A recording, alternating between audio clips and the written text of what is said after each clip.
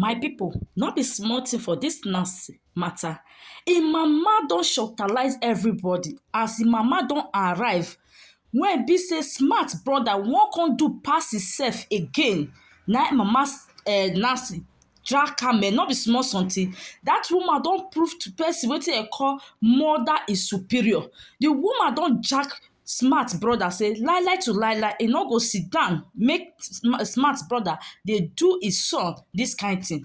But question wey I wan ask smart brother, your brother dey kolomental, your brother dey run score instead of you to follow Nasty make una find solution of dis problem. How your brother go take dey okay? How e go take comot for dis kind problem wey e dey so? How you go take help your brother na to dey carry wahala every blessed time dey come dey meet Nasty for house? Na to dey carry trouble every blessed time dey come dey meet Nasty for house? All those places wey you dey waka dey go dey find wetin you wan do Nasty wey be say you no fit succeed, because dem say when person hand clean something no go happen to am. You understand? If in as much as say Nasty still dey very stubborn, because dat man of God don come back again say God say make e do dat fasting, e no wan do am. Make una see say e still talk now dem don ban am. You no know wetin dey waka around you. Dis one no be physical, dis is spiritual something. Dis one na spiritual something wey be say una go use una hand draw. I am still saying it, na dat place wey una go for Calabar, for Akwa Ibom, now una for carry dis kind problem wey una put for una body so wey no gree finish, e no gree end. Call Sonia Nancy so dat Sonia go help you with dat pastor make dem come pray for smart. If dem pray for smart e no work, you go carry am go hospital, una go check. Carry am go psychiatric hospital make una go check. But wetin I dey see na spiritual, dis one no be hospital matter.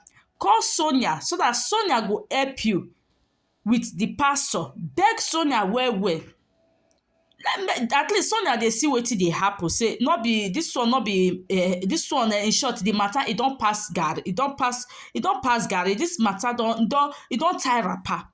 But make una see where Nasty mama for the jack smart brother. Smart brother no believe e eye say Nasty mama go even dey there, maybe for no come, or maybe dey think say na person wey go just come like e go just talk, e go waka comot. Nasty mama na gbagbati, typical gbagbati.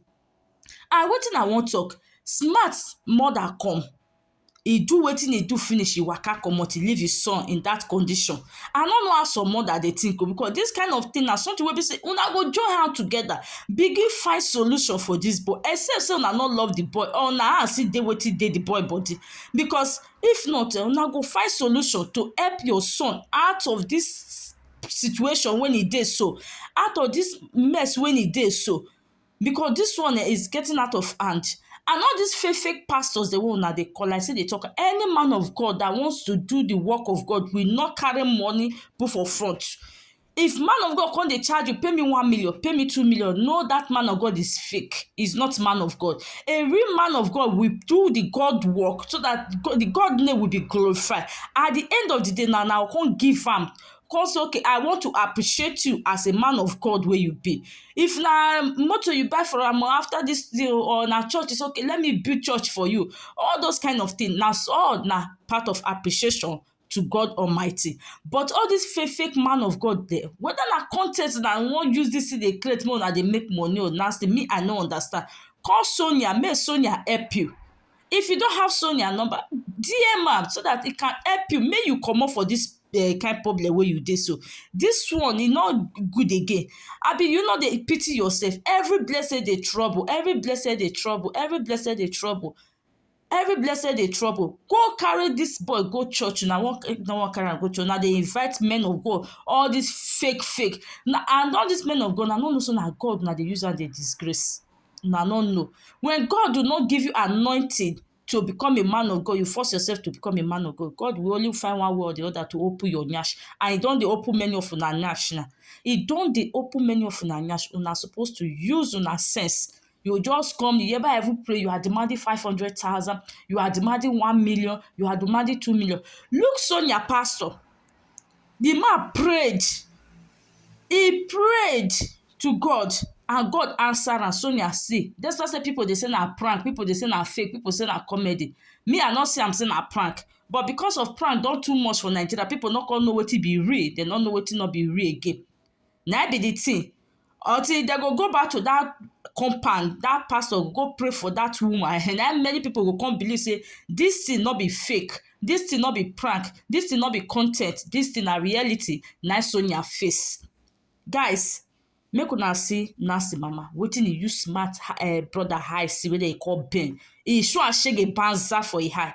E do am woto e give am gbas make e eye clear, because this one don dey too much. How you go just dey trouble person like this? That waka wey you dey waka come dey do wahala, you no fit use am take waka for your brother to find solution to make your brother well. You just dey find wetin you wan do Nasty, dey find wetin you wan do Nasty. Nasty for me o, do the fasting and prayer. Do the fasting and prayer, because they don dey tell you now, do the fasting and prayer, but if you say you no go do, na your own business be that one. So guys, make una watch wetin happen yesterday for Nasty house. Nasty house wey be say im mama come out, because a lot of people dey ask say where are your family, where are your family, where are your family? Im mama don come out for inside this matter. So guys, if you watch this video finish, I still remain your humble girl NhastyJee. Do not forget to share this video. Drop your comments on the comment section. Like I always say, your opinion matters a lot. Let's still continue to be praying for them. Say, God, may they find the solution of this matter, because this one, it don't dey too much. So guys, see you for my next video. Bye.